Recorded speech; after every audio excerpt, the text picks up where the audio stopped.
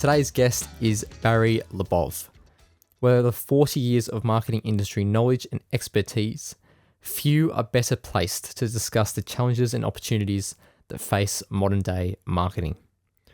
Over his 40 years in the industry, Barry has worked with clients such as Audi and Harley Davidson, helping them to discover and celebrate their differentiation. Today, you'll learn about the characteristics of marketing from yesteryear that is still just as important today. The inspiration that small and medium-sized businesses can take from the big brands, and the ways in which AI can help to improve modern marketing. You'll also learn about the most important takeaways from some of the world's best CEOs, leaders, and authors, of which Barry has had the pleasure of interviewing and learning from over his years. So let's welcome to the pod, Barry LaBov.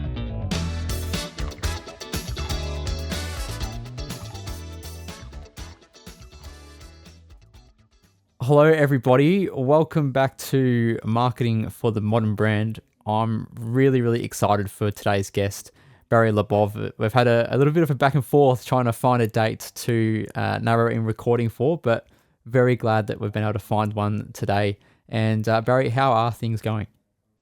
Things are going great, and I'm very excited to be with you today because you're right. We went back and forth trying to find times. We're across time zones, continents, oceans, all of that, but we made it happen. So things are going great. It's a very interesting time economically, politically in the United States and in the world, and I'm optimistic. Yeah, I love that. Even though I'm in Australia and you're in the US, marketing is a universal language, and it's applicable across the board with some fine, minute adjustments based on territory. So I'm really interested in understanding today, not just your perspective globally, but how things differ from a global perspective, and I can contrast it with an Australian perspective, of course, and then with what's happening in the US as well. So you've got over 40 years of marketing experience, which is tremendous amount of information. So for me, your first question that I've got for you is like, what is the biggest change that you've seen occur over that 40 years in marketing? What are the main changes you've seen? That's a pretty intense question. There have been a number of things that have changed over the years. I think a need for transparency in messaging may be the biggest change, because 30, 40 years ago, there could be claims in marketing, advertising, communication, and it was kind of like, that's okay, that's what they say, and they say they're the number one this or they're whatever. Today, and it's a good thing, it's very easy to fact check whether or not a brand is really what it says it is. So I think transparency is needed, and I'll tell you the number one change related to that is that 40 years ago, the people working at that company, serving that brand, they did not really matter that much. Today, they do. And leadership gets it.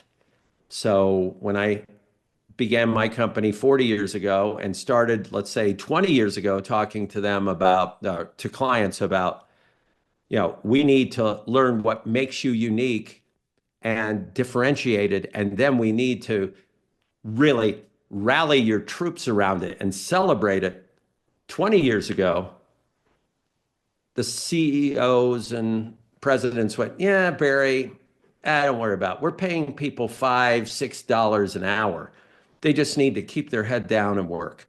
Today, that CEO or president is saying, hey, we need to have our people buying in. They need to feel that what they're doing is the right thing to do. So I think that's huge. Would definitely agree. The transparency and having that singular direction that everyone in the company is propelling towards, so critical. I was talking on a podcast this morning that I was a guest on about core values and beliefs, and I think that very much touches on what you're speaking about there. It's having that holistic approach in a company that everyone is on board together. They've all got those same values, those same beliefs, and they're working collectively towards achieving a specific goal. Why do you think then that over 40 years, there's been some big brands that have been reluctant to change, and we've seen what's happened to them, the likes of your blockbusters. Why do you think then bringing in this value perspective and the transparency that you've just touched on as well, why do you see that brands like a Blockbuster, as an example, were reluctant to change and they haven't changed their approaches over the past 40 years you've been in the industry? One of our biggest dangers in any business, I have a small business, you have one, and also very large businesses, is success. We get caught up. We get, you could say drunk, whatever word you want to use, but we get full of ourselves. We think, what we're doing is great. And we don't realize that we might be missing a step. I will not name the brand, but I personally sat with a very famous, worldwide, iconic brand about 25 years ago. I was at their offices. I was so excited to meet them, to talk to them. I was so excited. And they kind of shut me off right away and said, hey, we really don't need what you do. I said, oh, okay. And they said, and this was scary, but this answers your question. They said, we're so successful. We kind of don't even know why. We just look at each other sometimes and say, it's just us. It's us being us. And it's who we are. And it's the beauty of our brand. And I said, okay, but how do you ever look for a blemish or a wart or a mole somewhere? I mean, nobody and no brand is perfect. And they said, we're different. We just seem to be successful. So to answer you, I was not involved with Blockbuster. You think about it, think how hard it would have been to be the person in the back of the room going, hey, hold on a minute. I'm not sure our model's really going to work in the future. I know we're making billions of dollars and we're making hundreds of millions of dollars profit, but I'm not really sure this is going to work. So I think what we have to watch out for is being too intoxicated with our own success when we're doing well. There was a book out, and I think it was called Only the Paranoid Survive. And I thought, what a crazy title. But the author's position was, hey, if you're not afraid that you could slip up and fail, you're probably going to slip up and fail. Yeah. Yeah. That's a pretty powerful statement, that, isn't it? If you're not afraid to slip up and fail, you're probably going to slip up and fail. It just speaks to that entire narrative of change and the reluctance to make change. And if things are going well, why do we need to change? But you never know what is just on the horizon there. As we saw, Netflix came in and Blockbuster disappeared off the face of the planet. So that's the downside to not adapting change. Across the clients that you've worked with, definitely in the most recent years, what do you see that the smaller brands are taking inspiration from in terms of the bigger brands? Because it's all well and good to look at the big brands of the world, your Apples and your Nikes, and gain inspiration from them. But for the everyday small business, medium-sized business enterprise, they're working with a much smaller budget. They're working on a much smaller level. They don't have the resources and the scale that these big juggernaut brands have available. So what is the inspiration that these smaller brands that you're working with that are gathering success, what are they getting inspiration from these bigger brands? And what are you looking at as a marketer to integrate within their marketing? Fantastic question. I challenge my clients if they're business to business. Let's say they're a manufacturing company, right? And they go, well, we're not like Apple. We're not like Harley Davidson. We're building components. We're different. And I challenge them and say, you're not different. You're building something. You have an audience. you're doing something in a way that has kept you in business, you have to realize the rules don't change. It's no different than in America, we have baseball, right? So if you're a professional baseball player, there are the rules. But if you're a college baseball player, there are the rules, and they're pretty much the same. And if Mm. you're in high school, well, they're pretty much the same. I mean, you get down to Little League, and well, 98% of the rules for Little League are the same. And I think we have to realize, let's not give ourselves a pass, a hall pass, and say, you know what, I'm a small brand. I'm not like these others. I don't have all this money. I don't. And I'm going, hold on. You have a brand. You are doing something, you may not know what it is, that is valuable. Let's identify it and let's rally your people around it. Let's do that. So I think what's most important, and that answers your question, is let's not get full of ourselves and think, hey, I'm a small company. I don't really relate to Apple. Well, Apple was a small company at one point. Microsoft was a small company. Macallan Scotch was a tiny little family brand 215 years ago. So we have to realize that we're not all that different. So I think that to me is my answer is we can learn from everybody.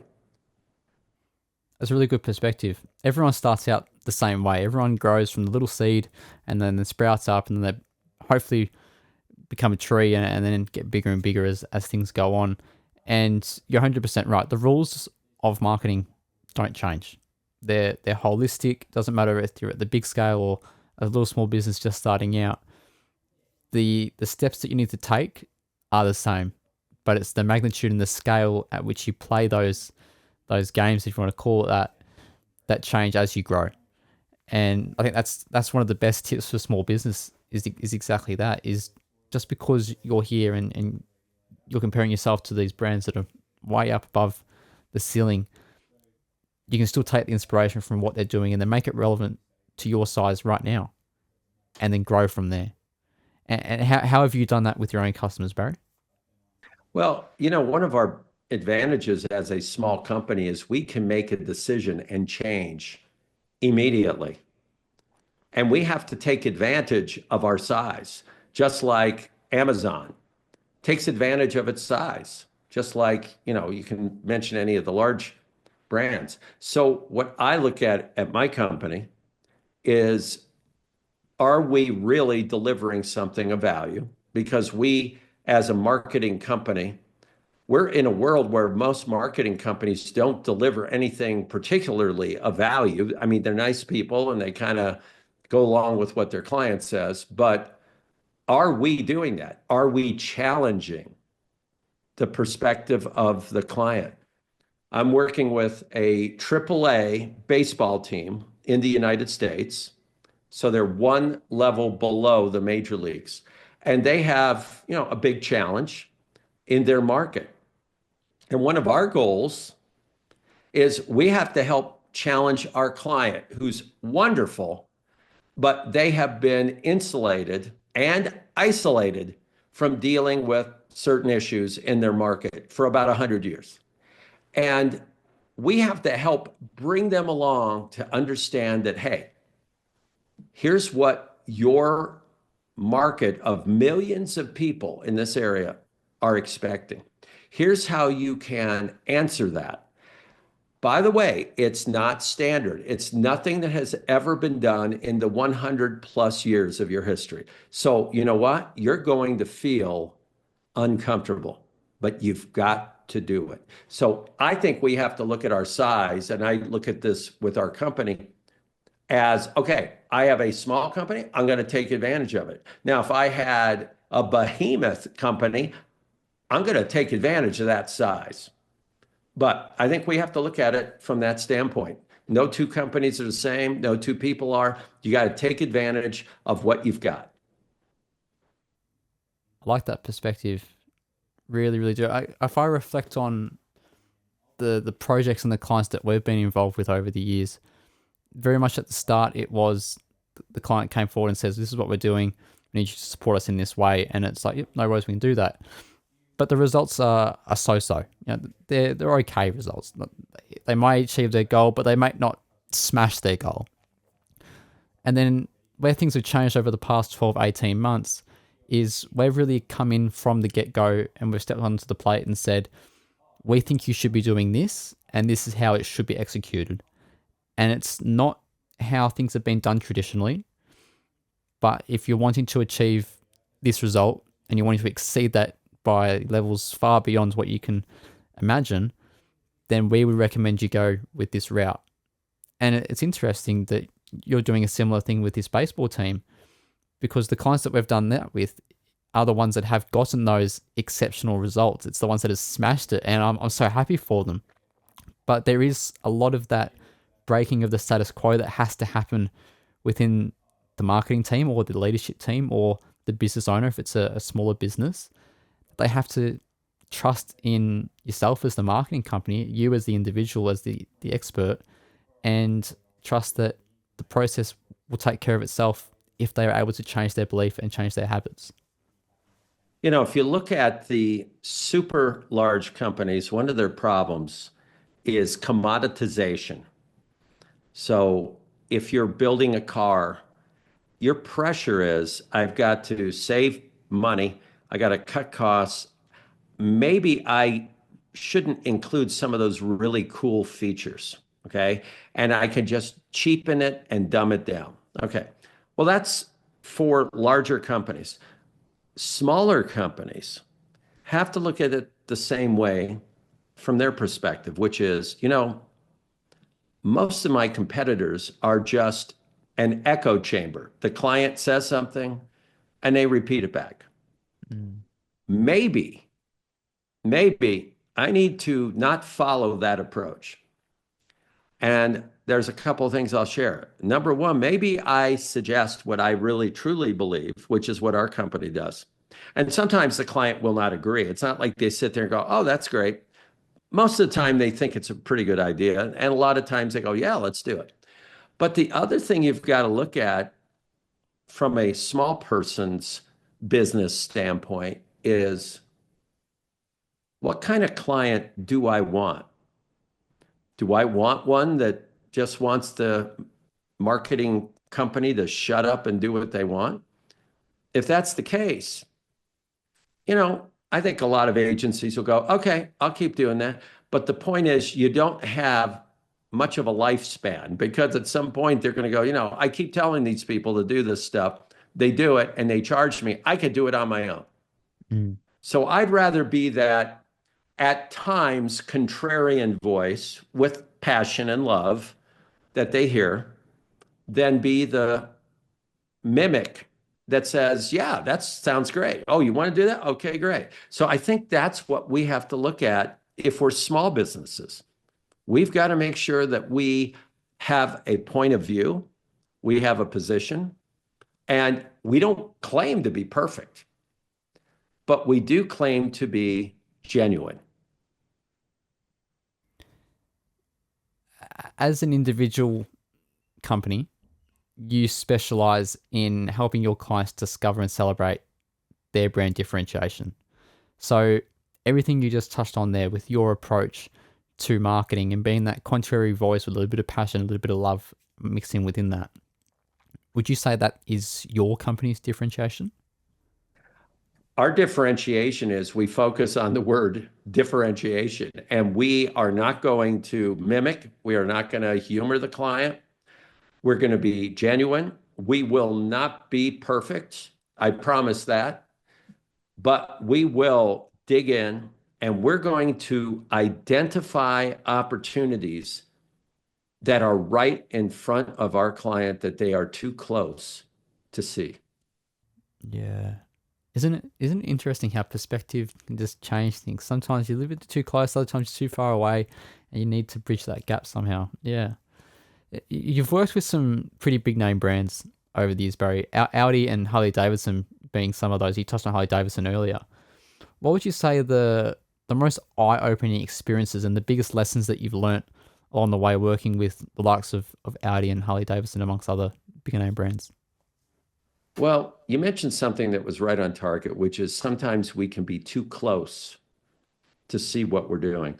So the president of Volkswagen a few decades ago called me up and he said, "Hey, I need you.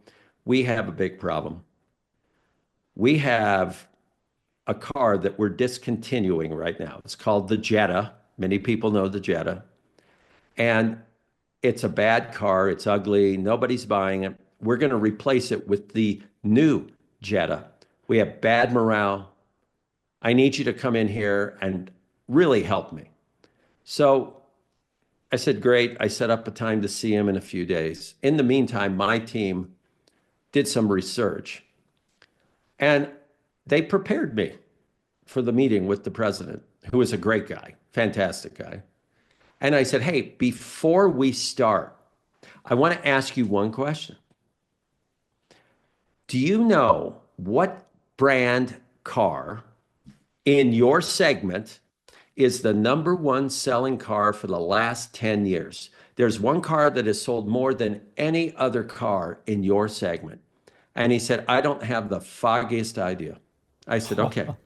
I said, "It's that ugly, no good, nobody's buying it Jetta that you've been producing." Wow.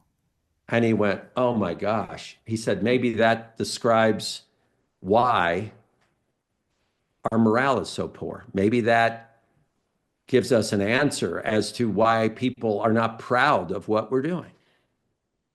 And he came to the conclusion, I didn't do it. He said, "We need to make sure we celebrate the great success of the current car. And then, yes, we have a new one coming out, but let's celebrate it." And I said, "Keep in mind, there's somebody in the length of time it took you and me to have this conversation that just bought that car on a dealer's lot. And she or he thinks that car is the most beautiful, incredible car in the world." And he went, "Oh my gosh." So what we did was together, we launched the new car, but at the same time, we honored the current and soon to be previous car. So I think we have to realize that we are producing a product, a brand, a service. And if we are sincere, and they were definitely sincere about producing a good product, we have to make sure that the people doing it, the people who are producing the car and engineering it and manufacturing, that they get that feedback. Because otherwise, if we're up there as leaders, cutting down, denigrating our product, we're denigrating our people. So I think that's a critical lesson for us to learn. Definitely.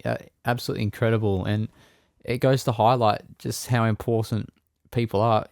It's very easy as a business, doesn't matter what size you are, to put all your attention on your customers and making sure their experience is fantastic.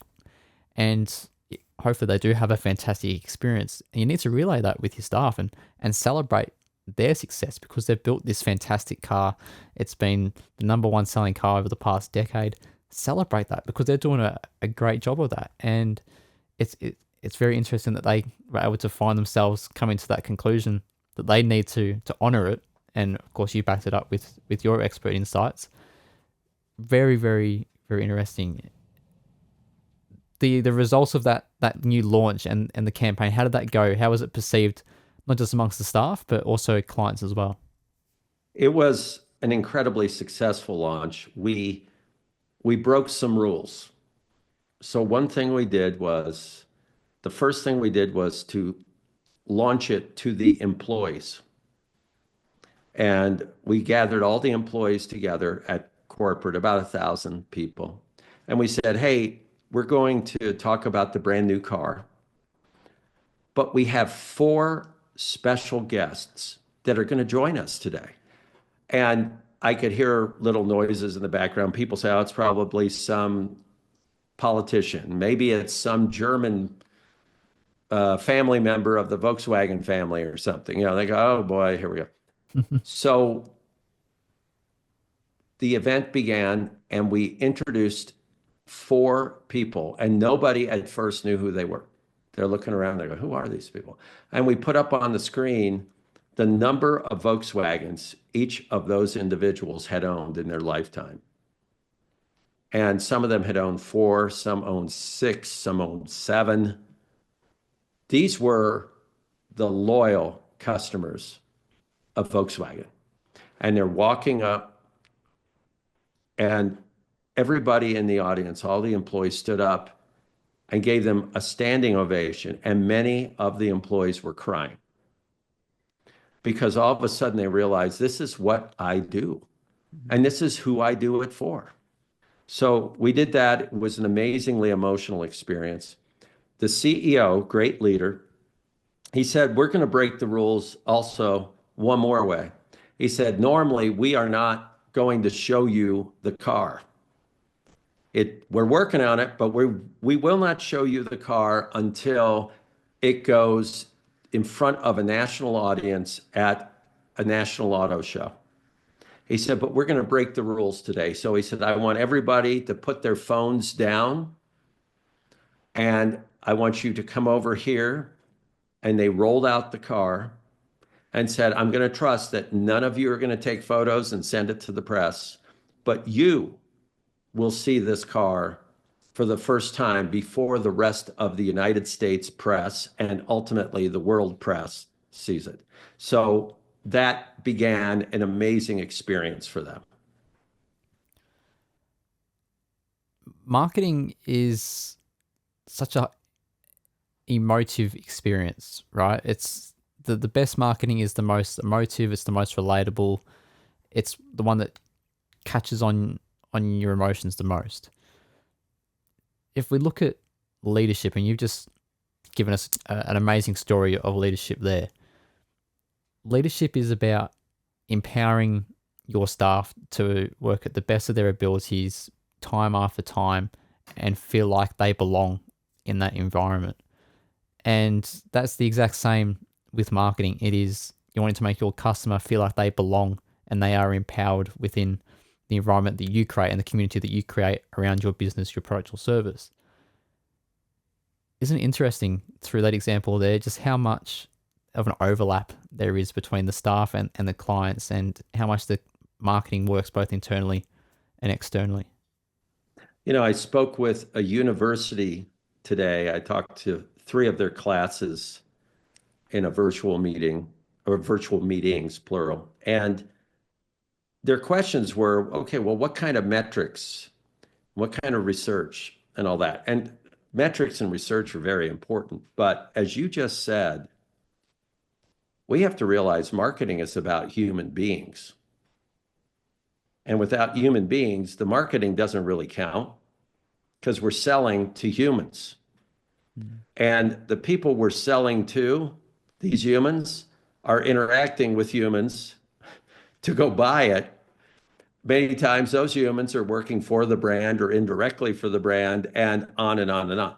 It's about people. And while much of what I'm talking about sounds like, well, that's mostly about HR and personnel, if you're trying to build a product and the individuals who are building that do not believe it's any good, do not care, have no passion, then what's going to happen is they're probably going to do a lousy job. They're not going to come up with any improvements or innovations, and they're going to leave, which means somebody else comes in and they have not built that product before, so they will inevitably have more errors. So it's a cycle. We have to, in the marketing world, engage and celebrate with the most important people, who are the employees and those who build, sell, service, design, manufacture every single thing that is sold out there. 100% agree, Barry. So incredibly important. I want to take a little side note here, a little detour on our conversation. You host your own podcast, Different Talks. That's where you interview top selling authors, CEOs, sports and music icons. we've just been talking about people and culture to a lesser degree. Amongst all the people that you've spoken with over your time hosting different talks, what would you say would be your favorite guest or guests, plural, that you've spoken to, and the key learnings that you've been able to take away from them? When we first began Difference Talks, we looked for business people, maybe people in the entertainment industry, Grammy Award winners. And our assumption was they'll talk about their unique approach, and they did. What was our biggest learning always occurs at the very end of each of our podcasts, where we ask, what is your best day? So describe the day where you go, oh my gosh, this was the best day. Inevitably, of all the dozens and dozens of people that we've interviewed, it comes down to one thing: people. The best day for these great Grammy Award winners, Emmy Award winners, artists, CEOs, authors. 2 nuns are going to appear on our podcast very soon. Same thing. It all comes down to inspiring people, to help people grow, to help people feel valued. Every single one of our podcasts have reflected that. And it didn't come from us. It came from those very, very successful, sincere, and authentic people. We've got a bit of a common theme going so far, and it's all about people. The human touch, at least in Australia, I'm curious to know your perspective of what it's happening like in the US as well. There seems to be a lot of disconnection coming through now. Of course, last year, 2024, the buzzwords going around were authenticity and connection, and they've carried over to 2025 for obvious reasons.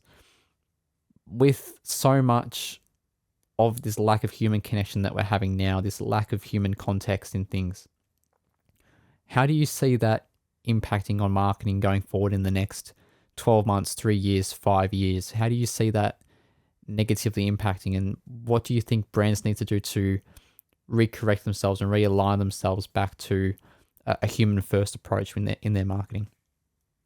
Well, I look at it a little differently. When there was the political change back in 2020, I did not look at it negatively. I did not position it as, oh boy, we're going to be in trouble and here's what we need to do. And now in 2024, when that happened, I don't look at it as a negative either. I think one thing that we identified in our market is that too many companies got on a bandwagon because it was politically correct, instead of having courage to say, hey, I'm not opposed to this thing, but, it's not a core tenet of what we're about. And, if you look at one area, let's say the electric vehicle world, and we interviewed one of the leaders, actually 2 of the leaders in the EV world in our podcast, there was a mandate in the United States that in very few years, every brand new car had to be an EV. And a lot of companies jumped on it and started preaching the gospel of it. And I own 3 EVs right now and have owned 6. So I love EVs. But there was a problem. The public did not particularly want to buy EVs. I mean, 5%, 8% maybe, not 50 to 90%. But yet, many of the brands jumped into that because perhaps they thought this is a good business decision, instead of saying, I don't know about that. So I think ramifications happen when a business does not stand up for what it believes in. And when it tries to go along with everybody else, Toyota at first stood up and said, we do not think that the entire automotive industry should go EV.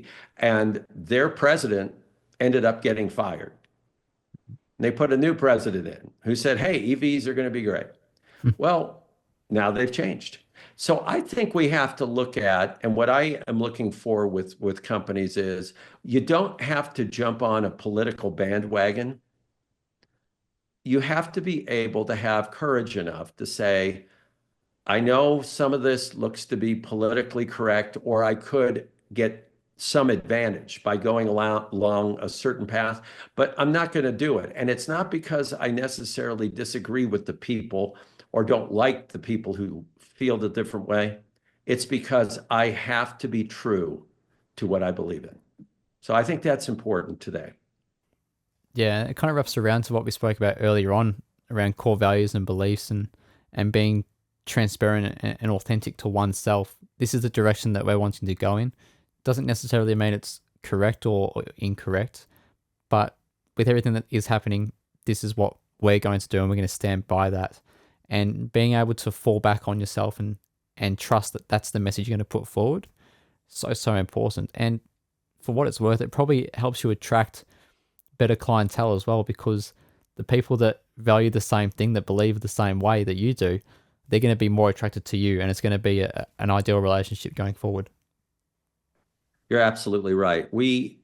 It's scary as small business people. It's scary because if you look at it and you go, well, golly, if I make a stand on this, will I lose clients? Well, maybe.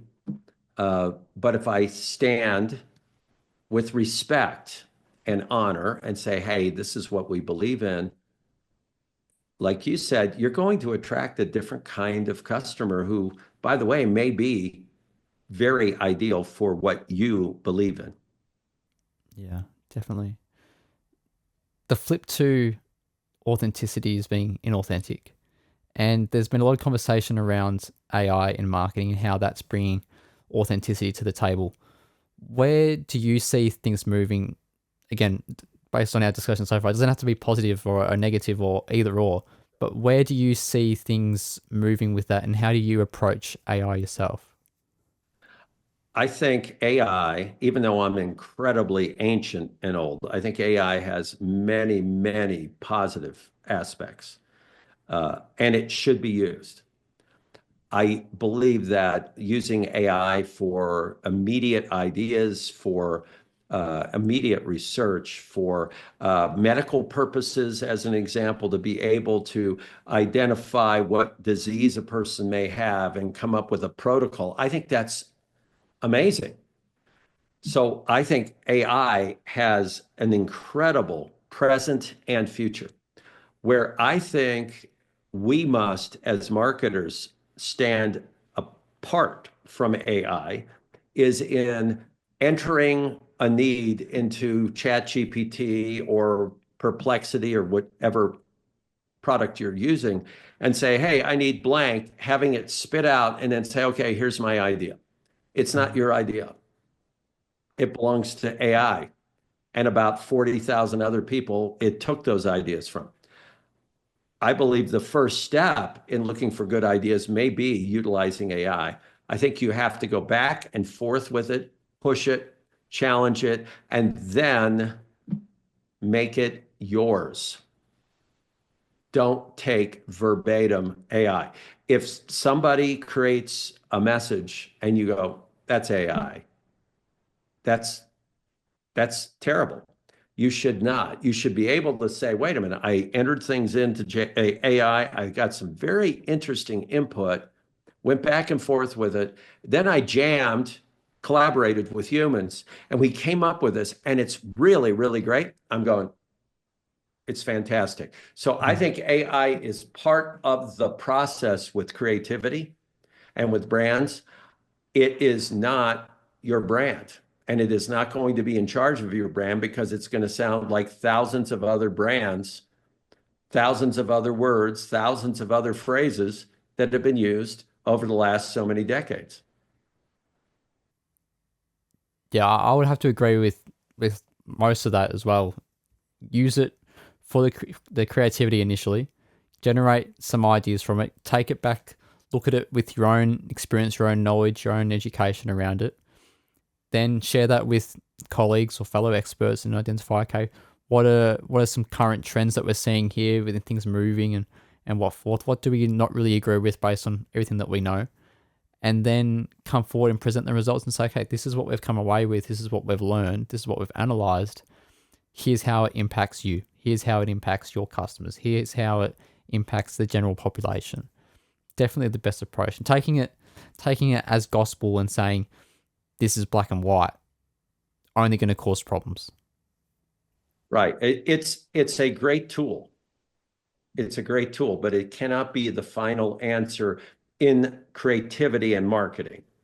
Yeah, agreed. And even in medicine, I have some very good friends who are advanced physicians and surgeons, and they love what AI can bring to the table, but they still have to look at it and say, wait a minute, let's look what it said. Well, hold on a minute. I don't think that's going to work. They have to use the human touch. Yeah, most definitely. Barry, I'm very interested to learn. We've touched on your extensive experience in the industry, 40 plus years. Over that time, you would have seen so many trends come and go, and new practices being implemented and old practices being removed.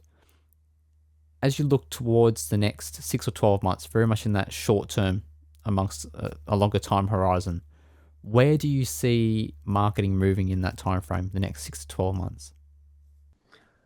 I think marketing is going to have to come to grips with what AI is and is not. So I believe that that is going to be a big trend.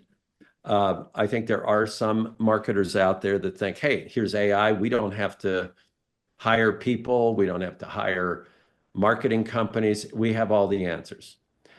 So I think one of the big trends is, okay, what is the role of AI?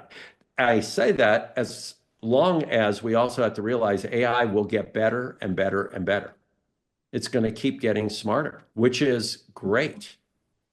But I do think that there will be, in some cases, appropriately, some reduction in workforce because AI can do it in 30 seconds and somebody else could do it in 15 hours. Mm. So that's going to happen.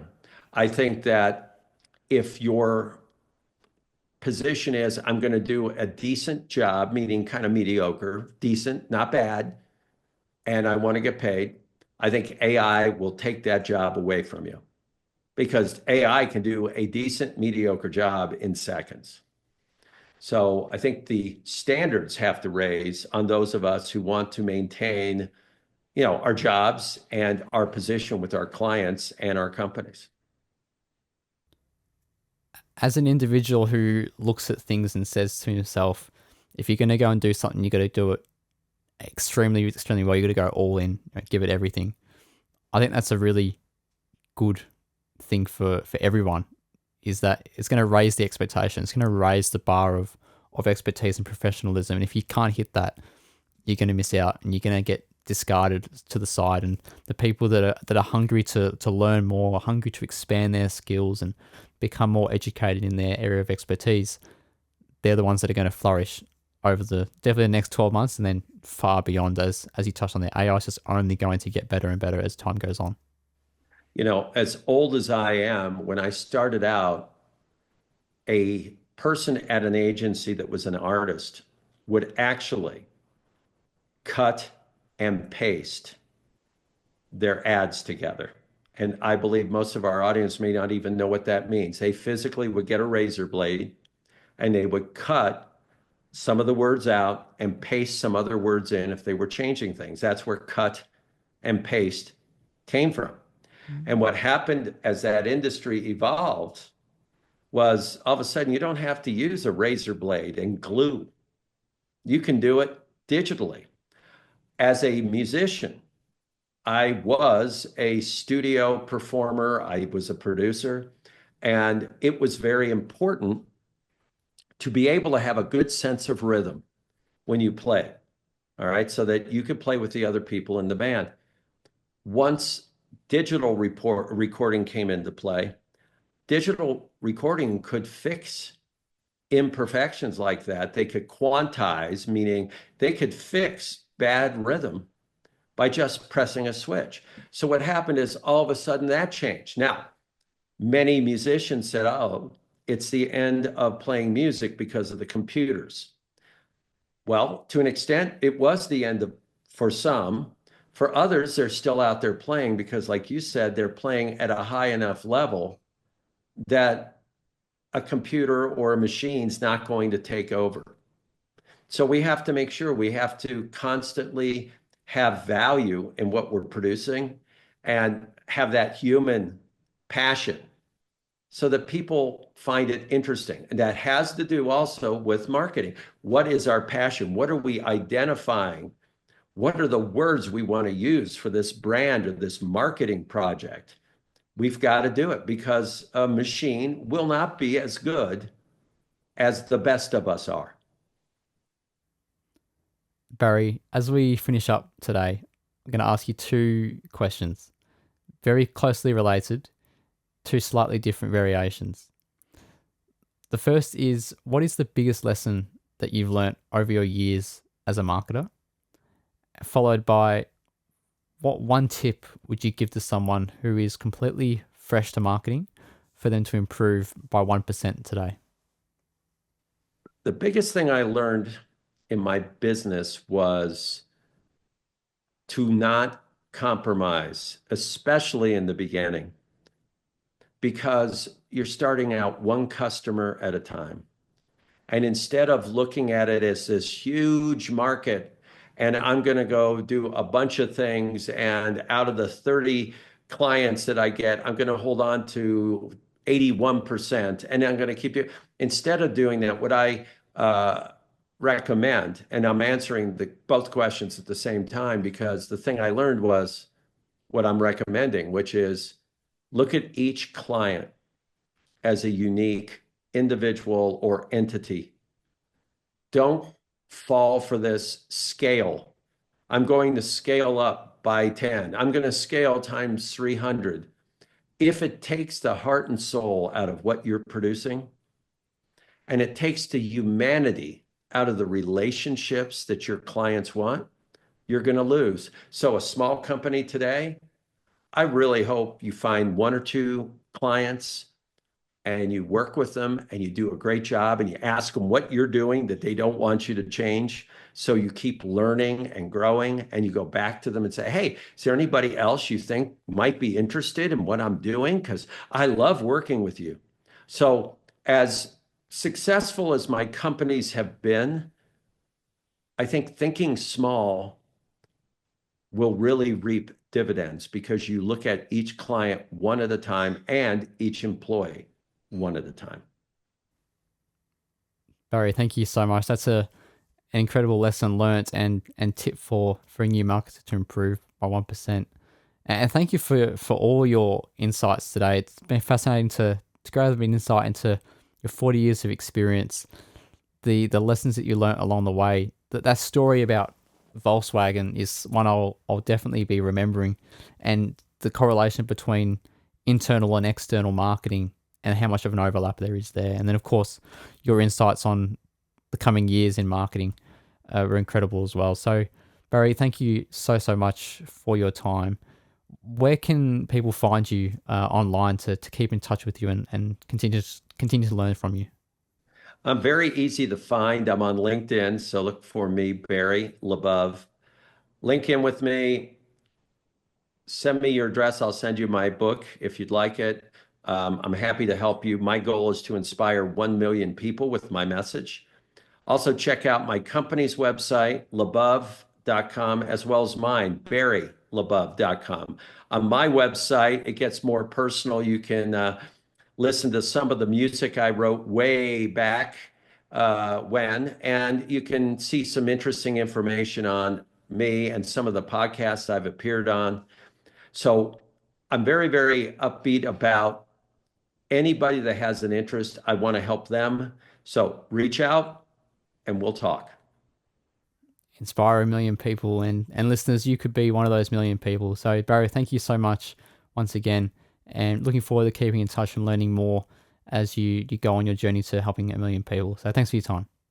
Thank you. And I'm very impressed. I love your podcast and I love your passion. So thank you.